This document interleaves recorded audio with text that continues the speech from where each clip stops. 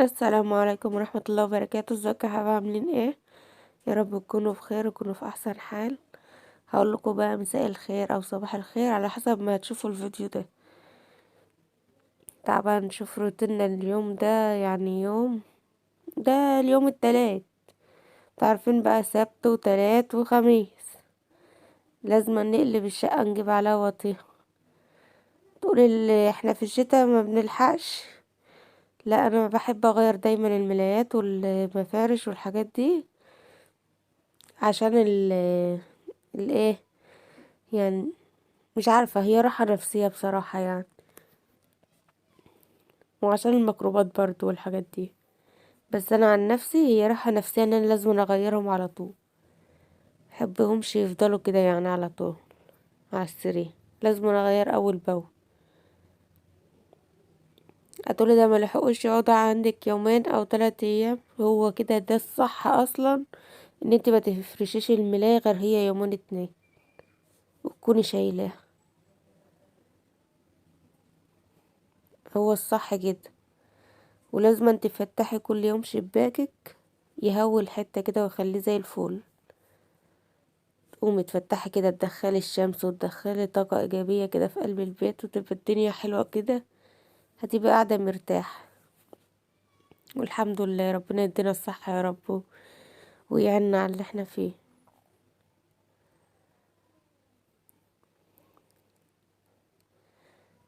ان انا حبيت ان اشتري اصلا دفاية ديت تبقى بنفس لون الملاية، انا بحب اللون البطيخ ده يبقى على السرير، بيخلي السرير يبقى شكله حلو.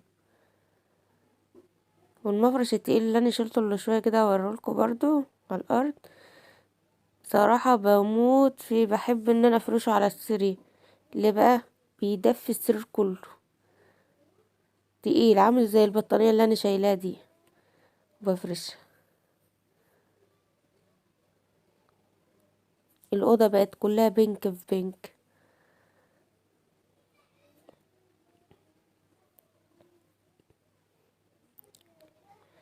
نعدل بقى الهدوم بقى، نحط الهدوم كده في قلب السبت.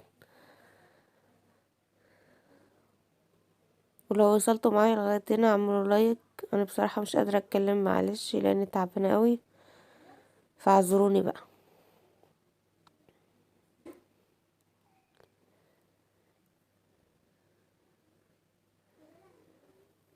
وانا جودة عمالة تنطط رايحة جاية، كانوا جايين مفكرين ان هما هيساعدوني في اليوم ده، بس قلت لهم لا، انا مش عايزة حد.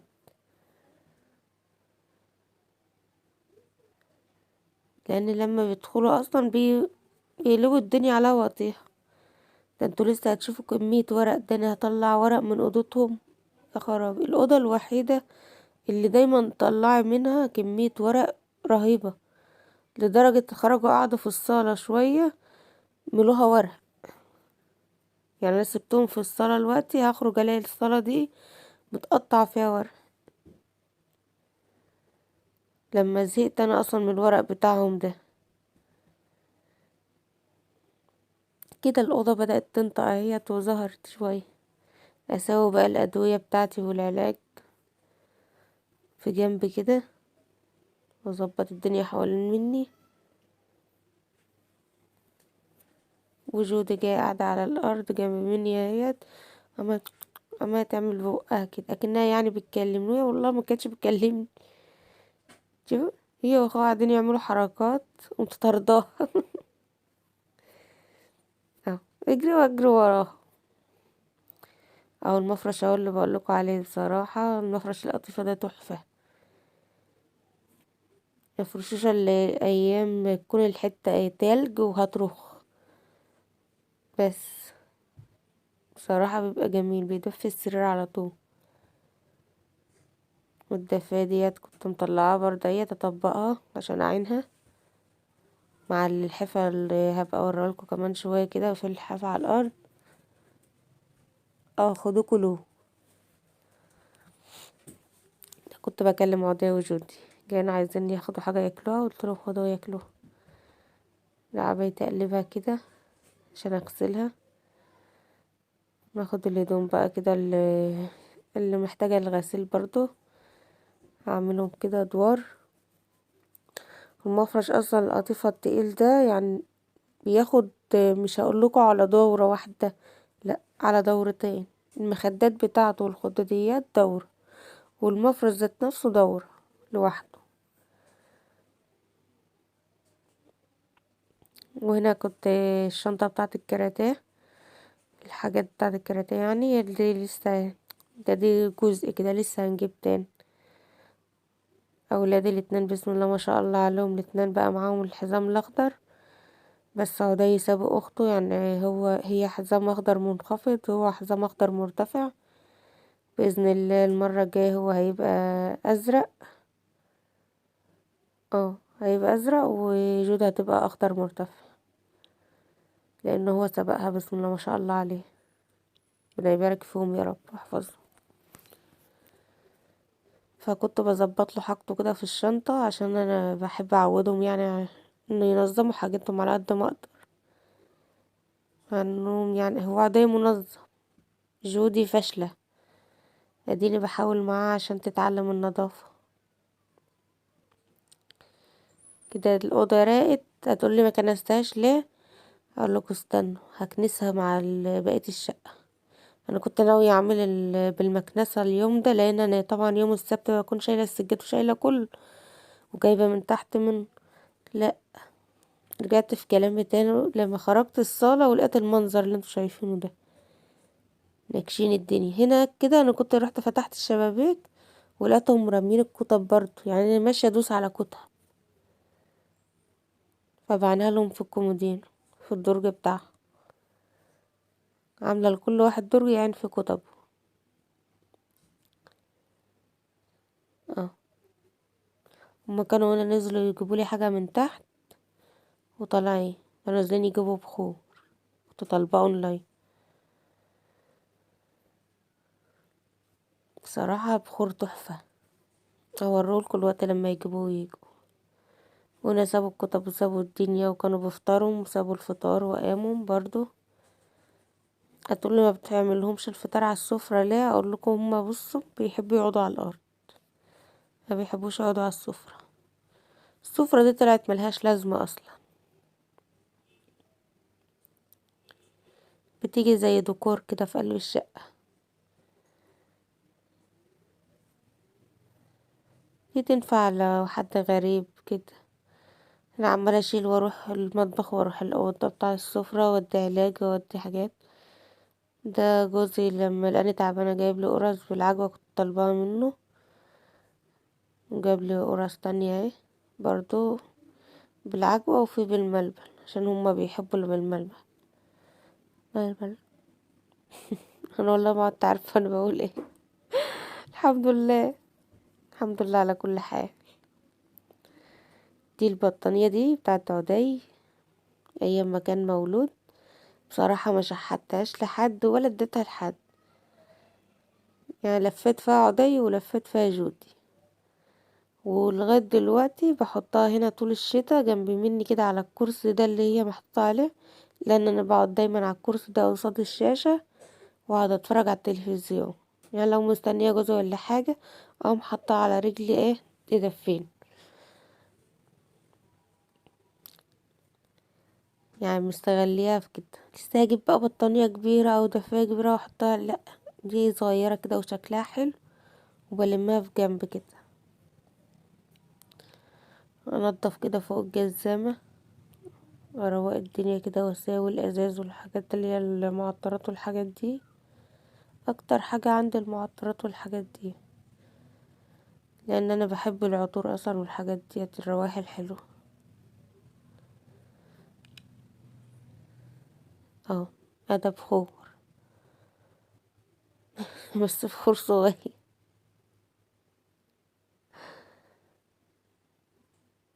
وده البخور اهوت اللي بعتهم يجيبولي زيه كمان، ريحته بقى بصراحة تحفة. وده معطر تاني اهو بريحة الفل والياسمين. ورق ورق عمالة اشتكي بقولكوا ورق ورق، طول ما انا ماشية مفيش غير ورق.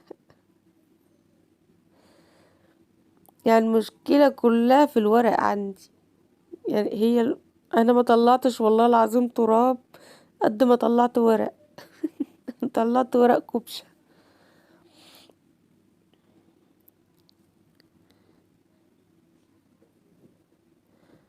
والم الازاز الماء اللي رمينا دي، واشيل الشاي واشيل الحاجة بقى مكان ما كانوا بيفطروا، ونروق ونكنس. هي يعني الحاجة سهلة، يعني ما هوش روتين صعب ولا حاجة. هو صعب بس في بقى كوم الغسيل اللي جاني.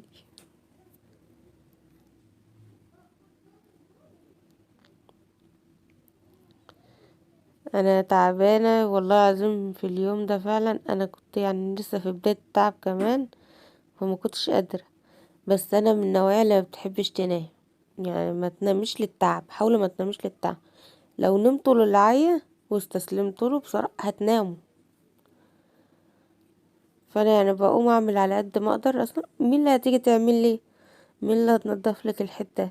ما حدش هيعبرك. قومي زي الجزمة كده وقومي اعملي وخلصي اللي وراك. اصلا ما حدش هيشيلك غير نفسك. قومي سوي حتتك حوالين منك، خليها تبقى نظيفة، هتبقى قاعدة مرتاحة. بصراحة انا بمنتج لكم الفيديو اهو تاني يوم اهو وهينزل. اقسم بالله انا كنت قاعدة ومرتاحة ومغريش اي حاجة.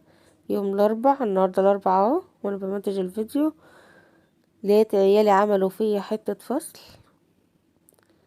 الحوض بتاع المطبخ السد، وهم فتحوا الحنفية فيه وسابوه مفتوح. وهم عاملين ايه؟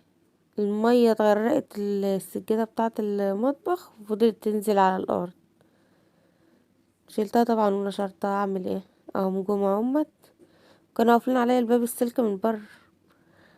كل مرة ينزلوا يقوموا قافلين عليا الباب السلك من بره.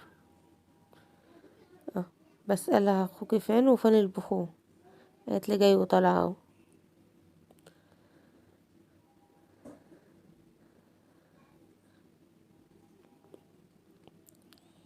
انا ماسكاه لان مش ما طلعش نفس اللون الكيس اللي انا وريتهولكوا. انا وريتهولكوا بني، فانا قاعده اشمه واشوف في الكيس هو بني ولا لا. وهنا كنت نزلتهم، هيسألوا على حاجه وهيجوني على طول.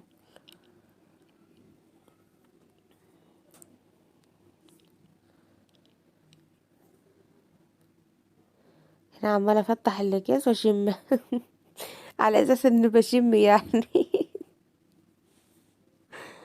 ف وانا مش شامه ومستغربه. اهو بوريهم لكم، اتنين بنفسجي وواحد اسود. اهو ده بني. فين الريحه اللي انا عايزاها؟ مانيش لاقيها. فانا عشان ما كنتش شامه، فانا عماله كل شويه احطهم على عند مناخيري عايزه اشم، اشوفهم هما ولا هو نفس الريحه ولا مش نفس الريحه. لما لقيت لونهم غريب. وانا بقى اسوي بتاع كان الكرسي بتاعي ده كرسي انا، لازم اسويه كده واخليه زي الفل. محبش الحته المنكوشه على فكره. بعد ما بخلص بقى والاقيهم نكشوا حاجه بيبقى يومهم مش قادره اقول لكم يعني. بصراحه واللي بيشوف ده وجود يقول يا عيني ده طيبين، ده كيوت، ده غلبان، هاديين. والله العظيم لا، ده عيالي نار، نار. ربنا يهديهم. والله ما حد موطي ضغطي دايما غيرهم من شقاوته. نمسك بقى السجادة دي ننفضها بقى كده عشان نبدأ أكنس بقى. لأن كنت لما المفرش القطيفة بقى زي اللي انتوا شفتوه دلوقتي في ايدي، في زي اللي هو بتاع الأطفال. طلعت كانت الحتة بتنقط، طلعت أجري أجيب السجادة بتاعت اللي كنت نشرها على الجدار فوق بتاعت المطبخ. يا عيني ملحقتش أعينك. وربنا أنا كنت داخلة بعينها في أوضة السفرة. يعني أنا عينتها امبارح بس وفرشتها النهاردة، لأني شلت التانية اللي لونها بامبي نشرتها بسبب المية. غسلتها وقمت نشراها. اعمل ايه بس؟ الحمد لله. بيقولوا العيال احباب الله اهو.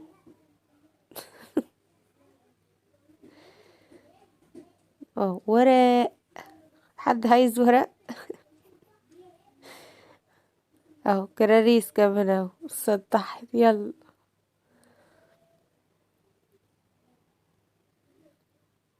اهو شيلي واجري يلا. نفضي. نفسي اخلص علشان اقعد. والله طول ما انا بعمل كده انا عايزه اخلص، خلوني اقعد ارتاح. انتوا ايه؟ مفيش؟ انتوا متسكتوش؟ هنا في غسالة تانية عند المطبخ والحمام، فباخد الهدوم واروح اوديها هناك. على بس مكنس الأوضة بقى بتاعة النوم، اكنسها كده نضفها اللي احنا لسه فرشينها. اكنسها. مش هيطلع حاجة اصلا. هي وأوضة السفرة، وبعد كده اقوم جايبة على الصالة، وبعد كده اروح اوضة الاطفال بقى في الاخر. اهي. دي بص، دي حرباية ماشية ورايا في ديلي. راحة جاي. يا بنتي روحي ذاكري، يا بنتي ذاكري، مفيش فايدة.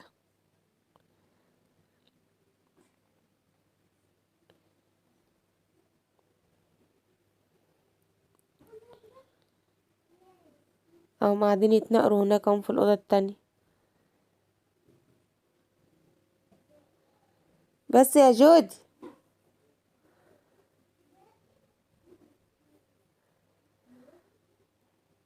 هنا اتنيت السجادة عشان بقى اكنس اجيب دول اللي هما ايه، بتاع الأوضة والبتاع الأوضة والأوضة السفرة.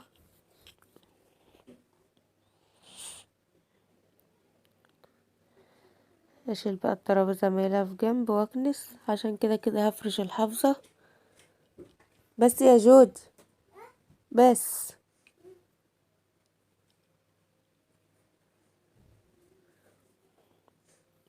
اه هنا كانت بنت اختي جت، كانت جايه تقول لي خالته الحي السكر ب27 جنيه. انا بطلت. قلت لها حاضر يا حبيبتي. اه ما هو الكيس بره ب55 جنيه اه. فبصراحة ساعة ما قالتلي رحت جبته. اه بقفل بقى بره. كنت رحت جبته ورجعت بقى. جيت بقى هنا بفرش اوضة الأطفال. مش لأن كنت تعبت بصراحة. اهو.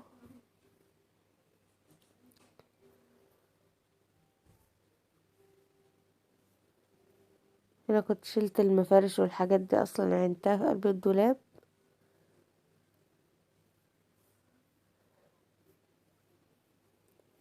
وهنا بوريكم بقى الأوضة بعد ما خلصت. اللي حفنهم اللي كنت بقولكوا عليهم هيتعانوا في قلب الشنطة اللي فوق بتاعتهم دي. وكده الأوضة راقت زي الفل. وهنا حاطة دور غسيل الله والدور المفرش. وهنا افرش بقى الحافظة، وعطر بقى الدنيا كده والأوض كلها وكله، مش هسيب ولا حتة.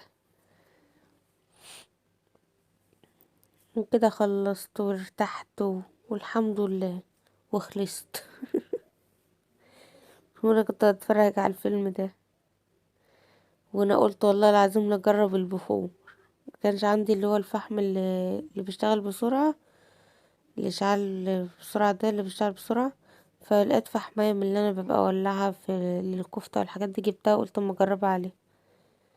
وهنا المحشي اللي كنت قاعدة بحشيه على بيات يوم الاثنين اهو. اراي شوف والنبي، قشطة سكر ملهل.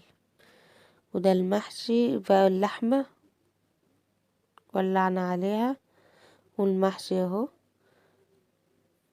وبألف هنا طبعا على قلبنا.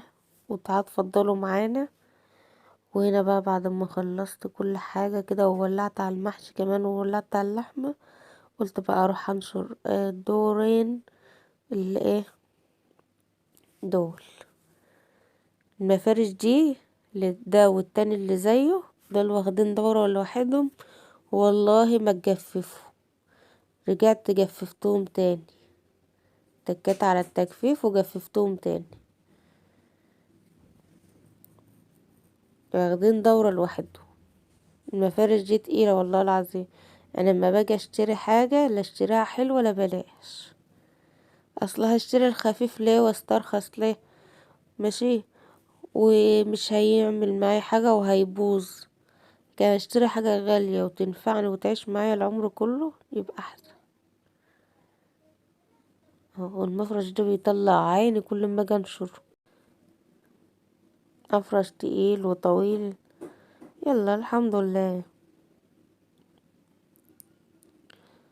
انا عمالة بحاول اظبطه لان في تندة موجودة فانا مش عايزاه يطول التندة ولا يلمسها.